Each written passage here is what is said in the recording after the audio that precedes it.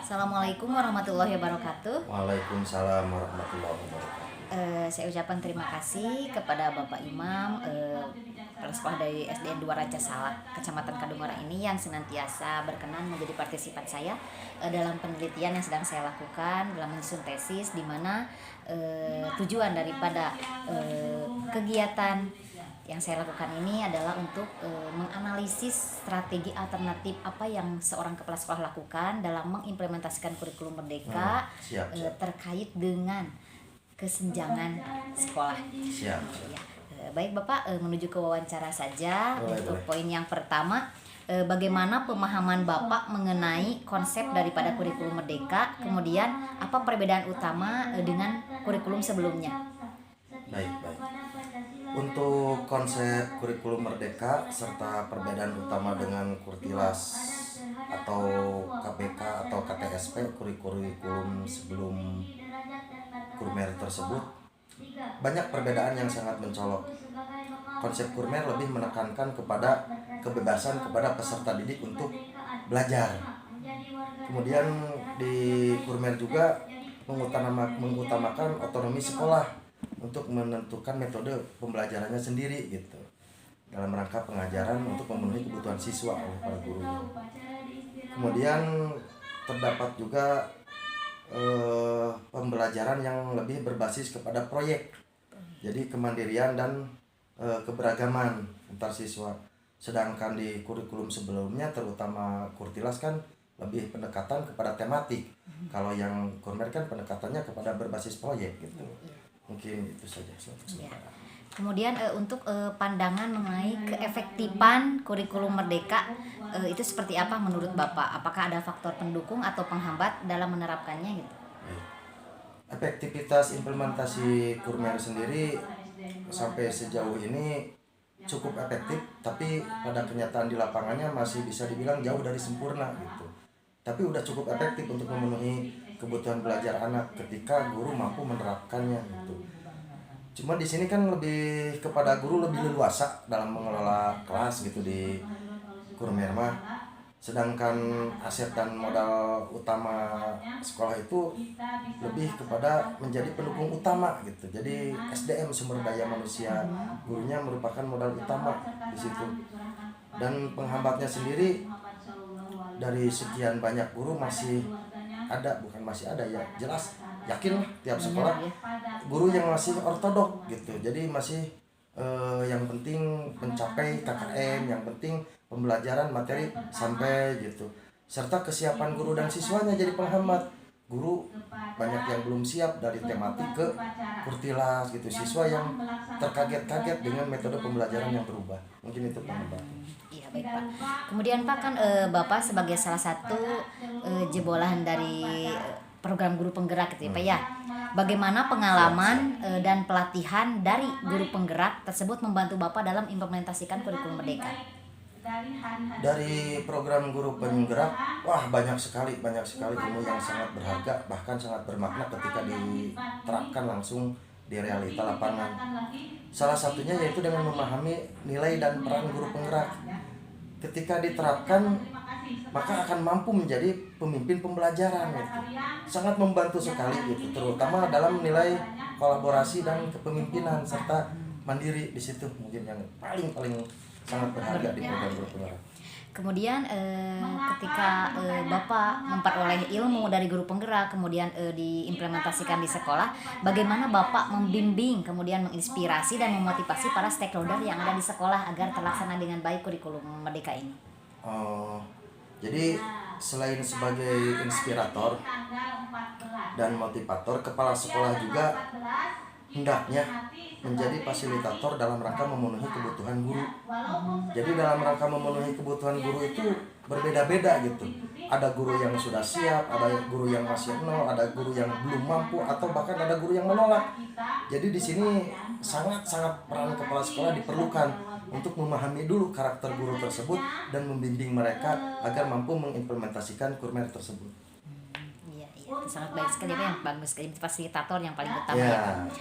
Ya. Kemudian Pak, dari berbagai macam hal ketika kita akan menerapkan daripada kurikulum merdeka itu tentunya banyak sekali tantangannya. Nah, poin yang akan saya tanyakan yang paling pertama ini yaitu tantangan ketika menghadapi keterbatasan sumber daya manusia itu seperti apa, kemudian infrastrukturnya dan anggaran sekolah, tantangan yang Bapak hadapi di sekolah ini. baik. Yang pertama dari segi anggaran, dana BOS reguler itu sebenarnya tahu sendirilah sangat pas-pasan ketika diterapkan secara realita di sekolah. Jadi untuk memenuhi salah satu media atau alat peraga seperti yang berbasis proyek, guru ingin pengelolaan kelas, itu otomatis akan ada biaya tambahan gitu yang kita harus benar-benar mampu memanage atau mengantisipasinya gitu anggaran-anggaran tersebut. Sedangkan dari infrastruktur, sekolah saya sendiri pas-pasan gitu, terdiri dari 5 ruang kelas, di mana kelas 2 nunggu kelas 1 pulang. Tidak ada musola, tidak ada lab, WC 1 untuk 2 sekolah. Jadi infrastruktur benar-benar menjadi hambatan Terbatas ya gitu, sangat-sangat terbatas. Dan kalau dari segi SDM, sumber daya manusia, terutama dari guru seperti yang tadi saya sampaikan, ada dua sebenarnya di sekolah saya, 2 guru yang berpikiran masih kolot gitu, jadi belum siap, bahkan agak sedikit menolak dengan pengimplementasian kurmer. Tapi guru tersebut rajin, berdedikasi, loyalitasnya tinggi. Saya mencoba menggugahnya sedikit-sedikit aja, guru seperti ini gitu. Baik Pak. Kemudian bagaimana kondisi aksesibilitas akses di sekolah Bapak ini, kemudian partisipasi mitra, apakah daya dukung atau semangat mendukung menerapkan kurikulum merdeka itu seperti apa Pak? Kalau aksesibilitas sebenarnya cukup gampang diakses. Kita sudah pasang internet, jadi siswa kelas atas secara berkelompok bergantian membawa HP, sangat gampang diakses. Guru-guru sudah sekolah sudah mampu menyediakan laptop. Tiap tahun saya beli laptop untuk aset, biarpun tidak ada bantuan. Jadi sekarang sudah ada 6 laptop yang bisa digunakan oleh guru. Kita pasang wifi. Sebenarnya akses-akses tersebut gampang sebenarnya gitu, mudah untuk dicapai. Cuma partisipasi dan dukungan dari mitra juga cukup mendukung, seperti komite orang tua siswa, paguyuban gitu, cukup mendukung sebenarnya, apalagi dari pihak desa, mitra seperti puskesmas, kami selalu berkolaborasi. Ya, baik Pak. Kemudian apa nih kendala utama yang Bapak terapkan, terutama dalam hal kebijakan sekolah, kemudian ataupun manajemen sekolah yang mempengaruhi keberhasilan implementasi kurikulum merdeka? Banyak sebenarnya kendalanya, cuma yang dalam pengimplementasian kurmer ini dari siswa, kesiapan sih, lebih kepada kesiapan siswa gitu. Jadi dalam menghadapi perubahan gitu, gaya belajar anak berubah total gitu, dari berbagai pendekatan udah jelas berbeda gitu. Jadi kesiapan anak menjadi salah satu hambatan. Kalau guru lebih kepada keinginan belajar yang masih rendah, seperti kita tahu kan adanya PMM, modul ajar yang kayak gitu kan, Hal baru ya Pak? hal baru buat mereka. Jadi keinginan untuk belajar masih rendah gitu. Kemudian keterbatasan referensi juga gitu, serta waktu yang digunakan. Kita fokus di anak, kita fokus untuk di PMM juga gitu. Jadi untuk di sekolah tidak bisa disatukan waktunya gitu. Siap. Jadi salah satunya itu mungkin memanage daripada waktu itu sendiri ya Pak ya, betul. agar kewajiban terlaksana, tapi selain itu tuntutan dari pemerintah untuk mengikuti kebijakan-kebijakan pemerintah itu harus dilaksanakan ya Pak ya. Gitu. Salah satunya. Kemudian Pak, bagaimana untuk mengatasi kendala-kendala yang muncul tersebut, mulai dari sumber daya manusia tadi kata Bapak, kemudian dari segi manajemen waktunya, kemudian infrastruktur dan anggaran sekolah itu sendiri yang Bapak sudah laksanakan di sini. Siap.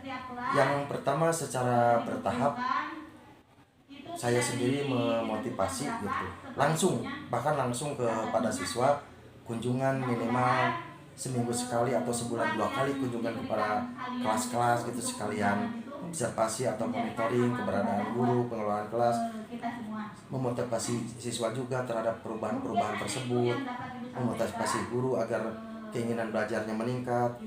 Kemudian menggali materi dan pengalaman di aksi nyata di modul PMM bersama gitu. Jadi saya mengajak guru-guru bersama yuk, kita buka PMM yuk, kita lihat modul anu yuk, kita buat aksi nyata bareng di kelas yuk, mungkin seperti itu gitu.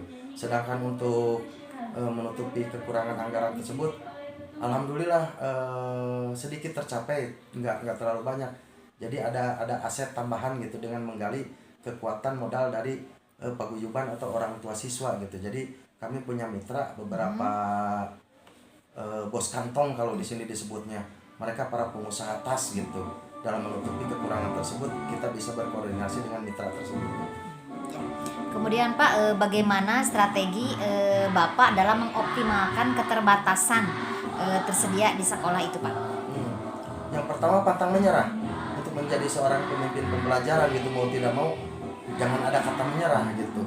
Kemudian dengan menjadikan tekad bahwa kita semua merupakan agen perubahan gitu. Jangan stuck di zona nyaman seperti ini gitu. Tapi perubahan zaman, kodrat anak, kodrat zaman itu harus kita sikapi dengan betul-betul gitu, agar dapat mampu memenuhi kebutuhan siswa. Mungkin seperti itu. Dan ditambah lagi dengan sosialisasi. Kita kan punya KKG, punya Komel, punya apa gitu, dengan workshop seminar, kita panggil pengawas bina, kita panggil siapa untuk memberikan materi-materi tambahan. Kemudian untuk memastikan seluruh pemangku kepentingan baik guru, siswa atau orang tua dan komunitas itu berpartisipasi, strategi apa yang Bapak terapkan gitu? Untuk selalu mereka agar tetap berpartisipasi, yang pertama kita sebagai guru penggerak mendapatkan pembelajaran tentang nilai dan peran guru penggerak menjadi pemimpin pelajaran dan kolaborasi. Di sini lebih kepada kolaborasi sebenarnya. Jadi komunikasi itu sangat penting. Jadi hubungan baik harus tetap terjalin. Jadi kami terapkan hal tersebut agar sekolah kami tetap gitu menjadi salah satu percontohan yang dipimpin oleh seorang guru penggerak gitu. Ya, jadi cerminan yang lain ya Pak ya, nilai gitu. di peran guru penggerak itu senantiasa dilaksanakan, diterapkan di lingkungan sekolah sehingga dengan salah satu poin penting dari nilai dari peran guru penggerak itu adalah adanya kolaborasi yang di dalamnya ada komunikasi ya. Yeah. Kemudian Pak, apa dampak terbesar nih yang Bapak rasakan setelah menerapkan kurikulum Merdeka? Dampak terbesarnya, manfaat terbesarnya. Dampak terbesar dari apa? Implementasi kurikulum Merdeka, manfaat yang Bapak rasakan gitu. Iya, baik iya. bagi siswa, bagi guru. Mungkin gitu. di sini kepada positif atau negatif? Yang positifnya. Yang positif, mungkin yang positif, dampak positif. Yang pertama yang saya rasakan adalah motivasi siswa untuk belajar meningkat. Jadi antusiasme mereka untuk mengikuti pelajaran itu meningkat dari asalnya per hari rata-rata 1 atau 2 dari satu sekolah ya, dari keseluruhan sekolah. Sekarang hampir 95% rajin sekolah mereka semua gitu. Yang pertama itu antusiasme belajar anak. Jadi sekolah menyenangkan. Yeah. Pembelajaran di kelas terasa menyenangkan oleh mereka. Jadi mereka tidak terlalu terbebani dengan berbagai materi, tapi lebih kepada ternyata sekolah itu menyenangkan gitu.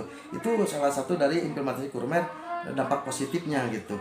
Kemudian dari kemajuan gitu, wawasan guru, keinginan belajar guru semakin meningkat juga. Dan yang terakhir segi positifnya, sekolah terpandang, sekolah kemitraan terjalin. Jadi kita kemana-mana banyak yang kenal, masuk instansi anu kenal, masuk instansi anu kenal. Jadi segala pengurusan administrasi lebih mudah. Sekolah menjadi lumayan terkenal juga, terpandang gitu. Itu salah satu dampak. Karena adanya kolaborasi itu ya Pak ya. Iya, yang tadi jadi itu. mempermudah gitu. Mempermudah akses gitu Ya. kalau kita mempunyai kebutuhan apapun itu. Kemudian Pak, bagaimana nih untuk mengevaluasi keberhasilan implementasi kurikulum Merdeka di sekolah Bapak ini? Apakah ada indikator atau metode tertentu yang digunakan gitu agar terlaksana dengan baik? Kalau cara mengevaluasi implementasi Kurmer sendiri, saya lebih kepada umpan balik gitu kepada guru, siswa, orang tua gitu. Yang pertama melalui lisan secara langsung tanpa mereka sadari bahwa saya telah melaksanakan umpan balik. Jadi lebih kepada memancing gitu. Apa yang mereka rasakan gitu, apa manfaat dari implementasi Kurmer ini gitu. Ada juga yang kuesioner yang kami sampaikan kepada warga sekolah gitu. Ada juga berupa kuesioner. Jadi antusiasme lah yang merupakan indikator utamanya gitu. Terlihat antusiasnya berarti ada kemajuan, positif dampak dari promosi. Ketika antusiasme atau motivasi anak rendah berarti lebih kepada pemunduran gurmernya. Tapi yang saya rasakan dampak positif, antusiasme anak lebih meningkat. Jadi evaluasi atau alat yang dipergunakan untuk Bapak untuk mengevaluasi menilai sejauh mana kesuksesan implementasi mereka di SD 2 Rancasalak ini, salah satunya secara lisan, kemudian ditunjang juga dengan bukti fisik berupa kuesioner beberapa pertanyaan-pertanyaan yang dijawab oleh masyarakat, sehingga kita bisa tahu kekurangan kita seperti apa, kemudian kelebihan yang harus kita lebih tingkatkan lagi itu seperti apa. Ya, sangat bagus sekali. Kemudian apa nih yang Bapak harapkan dukungan dari pemerintah, Pak, atau dari pihak-pihak terkait agar kurikulum merdeka ini dapat terlaksana dengan baik, dengan efektif, tanpa adanya, kalau bisa mah tidak ada keterbatasan lagi gitu harapannya. Yang pertama lebih dipermudah gitu dalam memenuhi kebutuhan sekolah, seperti permohonan bantuan rehab, bangunan WC, bangunan aula untuk anak, alat peraga, media gitu. Mungkin itu yang pertama dari pemerintah yang dibutuhkan, karena tidak akan tercover oleh bos reguler gitu. Kalau berupa materialnya paling berupa moral gitu, support, bimbingan, serta pendampingan yang berkelanjutan. Karena kadang pendampingan tersebut terhambat, tersendat, udah sampai di sini udah cuma 1 semester sekali, setahun sekali. Padahal kalau maaf gitu, kalau saat ini gitu pengawas itu adalah guru pendamping sekolah gitu. Hendaknya mereka tetap mendampingi sekolah baiknya. Eta madikat penelitian. Iya. Kemudian Pak, apakah ada kompetensi yang diperlukan selain kompetensi manajemen kurikulum untuk mendukung keberhasilan kurikulum merdeka itu sendiri? Banyak kompetensi yang dibutuhkan, terutama kompetensi penguasaan gitu. Jadi lebih menguasai gitu secara menyeluruh. Kurikulum merdeka kan hal yang baru setelah belasan tahun di tematik terpadu di Kurtilas gitu. Masuk ke Kurmer kan ada pembenahan gitu dalam segi mental guru, mental anak gitu, kesiapan guru, kesiapan anak. Jadi jangan dulu berubah sebelum menguasai secara menyeluruh gitu. Jadi kuasai dulu, penguasaan dulu kompetensi yang dibutuhkan. Kemudian yang paling penting di sini mungkin lebih kepada mental bahwa guru adalah pemimpin pembelajaran di kelasnya gitu. Jadi kolaborasi guru diperlukan kepada orang tua, paguyubannya dan anak-anak itu pada kesana. Jadi lebih poin pentingnya itu penguasaan di sini mengenai konseptual atau paradigma dari guru itu sendiri atau dari kepala sekolah, dari lingkungan gitu ya, agar mereka lebih memahami konsep kurikulum merdeka seperti apa komponennya gitu. Baik Bapak, terima kasih dari sekian banyak pertanyaan yang telah saya sampaikan, sangat bermakna. Kemudian mudah-mudahan bisa lebih memperkaya penelitian saya. Amin. Apa yang Bapak harapkan mudah-mudahan terrealisasi dengan baik, baik ataupun program-program yang ada di sekolah ini semakin berjalan dengan baik dan tadi seperti Bapak agar lebih terpandang. Gitu. Ya, sekian Bapak. Assalamualaikum warahmatullahi wabarakatuh. Waalaikumsalam warahmatullahi wabarakatuh.